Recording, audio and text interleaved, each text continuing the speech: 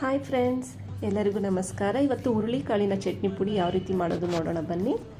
ಮೊದಲಿಗೆ 1 ಕಪ್ ಹುರುಳಿಕಾಳನ್ನು ಪ್ಯಾನ್ಗೆ ಸೇರಿಸಿ ಕಡಿಮೆ ಉರಿಯಲ್ಲಿ ಕೆಂಪಗಾಗೋವರೆಗೂ ರೋಸ್ಟ್ ಮಾಡಿಕೊಳ್ಳಬೇಕು. ಇದು ಆರೋಗ್ಯಕ್ಕೆ ತುಂಬ ಒಳ್ಳೆಯದು. ಅದೇ ಪ್ಯಾನ್ಗೆ ಅರ್ಧ ಕಪ್ ಉದ್ದಿನ ಬೇಳೆಯನ್ನು ಸೇರಿಸಿ ಅದನ್ನು ಕೆಂಪಗಾಗೋವರೆಗೂ ಫ್ರೈ ಮಾಡಿಕೊಂಡು ತೆಗೆದಿಟ್ಕೊಳ್ಳಬೇಕು. ನಂತರ ಅದೇ ಪ್ಯಾನ್ಗೆ 1 ಸ್ಪೂನ್ ಕಡಲೆಬೇಳೆಯನ್ನು ಸೇರಿಸಿ ಫ್ರೈ ಮಾಡಬೇಕು.